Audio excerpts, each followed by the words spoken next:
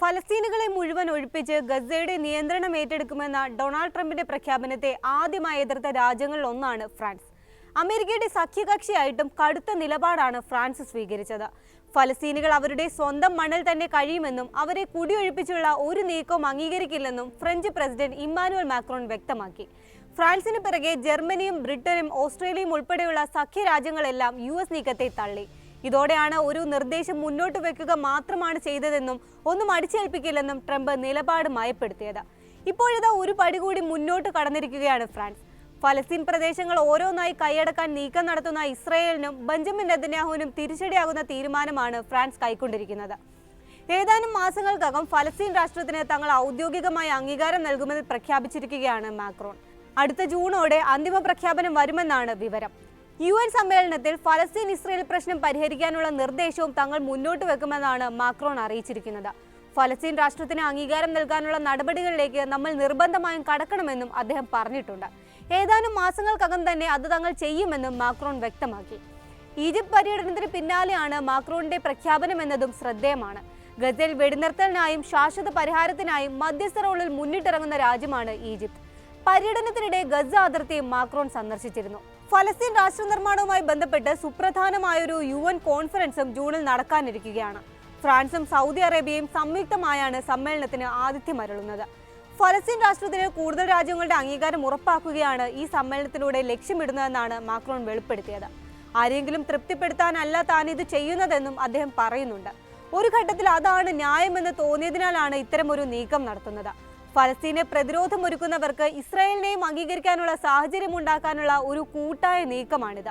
ഇസ്രായേലിന്റെ അസ്തിത്വം നിഷേധിക്കുന്ന ഇറാൻ ഉൾപ്പെടെയുള്ള കക്ഷികൾക്കെതിരായ ഫ്രാൻസിന്റെ പോരാട്ടത്തിന് അത് കൂടുതൽ വ്യക്തത നൽകും. മേഖലയിലെ കൂട്ടായ സുരക്ഷയ്ക്ക് വേണ്ടി പരിശ്രമിക്കാനുള്ള അവസരം കൂടിയാണ് അത് തുറക്കുന്നതെന്നും മാക്രോൺ ചൂണ്ടിക്കാട്ടുന്നു. ഗസയിലും വെസ്റ്റ് ബാങ്കിലുമുള്ള ഫലസ്തീനുകളെ കുടിയൊഴിപ്പിക്കുന്നതിനെ ശക്തമായി എതിർക്കുമെന്നും അദ്ദേഹം പ്രഖ്യാപിച്ചിട്ടുണ്ട്. ഈ പ്രദേശങ്ങൾ വെട്ടിപ്പിടിക്കാൻ ആരെയും അനുവദിക്കില്ല. അന്താരാഷ്ട്ര നിയമങ്ങളുടെ ലംഘനമാകുമത്. ഇസ്രായേൽ ഉൾപ്പെടെയുള്ള മേഖലയിലെ രാജ്യങ്ങൾക്കൊന്നാകെ ഭീഷണിയാകും അത്തരമൊരു നീക്കമെന്നും മാക്രോൺ പറയുന്നു. അതേസമയം ഗസയുടെ ഭരണത്തിൽ ഇനി ഹമാസിന് റോൾ ഉണ്ടാകരുതെന്നും Egypt president Abdul Fattah al സീസിയുമായുള്ള കൂടിക്കാഴ്ചയിൽ മാക്രോൺ ആവശ്യപ്പെട്ടിട്ടുണ്ട്. സംഘം ഇസ്രായേലിന് ഒരു തരത്തിലുമുള്ള ഭീഷണി ഉയർത്തുന്ന സാഹചര്യം ഉണ്ടാകരുതെന്നും അദ്ദേഹം പറഞ്ഞു. ഫ്രഞ്ച് നീക്കത്തെ ആശങ്കയോടെയാണ് ഇസ്രായേൽ കാണുന്നത്. മാക്രോണിനെതിരെ വിമർശനവുമായി ഇസ്രായേൽ നേതാക്കൾ രംഗത്തെത്തിയിട്ടുണ്ട്. ഒരു സാങ്കല്പിക ഫലസ്തീൻ രാഷ്ട്രത്തിന് ഏകപക്ഷീയമായി അംഗീകാരം നൽകുന്നത് ഭീകരതയ്ക്ക് നൽകുന്ന പാരിതോഷികമാണെന്നാണ് ഇസ്രായേൽ വിദേശകാര്യ മന്ത്രാലയം ആരോപിച്ചത്. നടപടി മേഖലയിൽ കൂടുതൽ സുരക്ഷ ഉറപ്പാക്കുമെന്നാണ് ഫ്രാൻസ് പറയുന്നത്. നേരെ തിരിച്ചാണ് സംഭവിക്കുകയെന്നാണ് ഇസ്രായേൽ വിദേശകാര്യമന്ത്രി ഗിദിയോൻ സാർ പറഞ്ഞത്.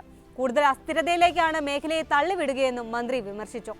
അതേസമയം ഫ്രഞ്ച് പ്രഖ്യാപനത്തെ ഫലസ്തീൻ അതോറിറ്റിയും ഹമാസുമെല്ലാം സ്വാഗതം ചെയ്തിട്ടുണ്ട്. കൃത്യമായ പാതയിലുള്ള ചുവടുവെപ്പാകും ഫലസ്തീൻ രാഷ്ട്രത്തിനുള്ള അംഗീകാരം എന്നായിരുന്നു അതോറിറ്റി വിദേശകാര്യ സഹമന്ത്രി ഫാൻസീൻ അദാബ്കിയാൻ ഷാഹിന്റെ പ്രതികരണം. ഫലസ്തീൻ രാഷ്ട്രത്തിന് അംഗീകാരം നൽകാനുള്ള ഫ്രഞ്ച് പ്രസിഡന്റിന്റെ തീരുമാനം സുപ്രധാനമായ ചുവടുവെപ്പാണെന്നാണ് ഹമാസ് നേതാവ് മഹ്മൂദ് മർദാവിയുടെ പ്രതികരണം. ഫലസ്തീൻ ജനതയുടെ ന്യായമായ ദേശീയാവകാശങ്ങൾക്ക് അന്താരാഷ്ട്ര അംഗീകാരം നൽകുന്നതിലുള്ള പോസിറ്റീവ് ചുവടുവെപ്പ് കൂടിയാകും ഇതെന്നും അദ്ദേഹം ചൂണ്ടിക്കാട്ടി. ഗസയിൽ ഇസ്രായേൽ തുടരുന്ന ആക്രമണങ്ങളിലും ഉപരോധത്തിലും ഫ്രാൻസ് ശക്തമായ വിമർശനം നടത്തിയിട്ടുണ്ട്. ഒരു സഹായവും ലഭ്യമല്ലാതെ 20 ലക്ഷത്തോളം മനുഷ്യരാണ് ഗസയിൽ കുടുങ്ങിക്കിടക്കുന്നതെന്ന് മാക്രോൺ ചൂണ്ടിക്കാട്ടി.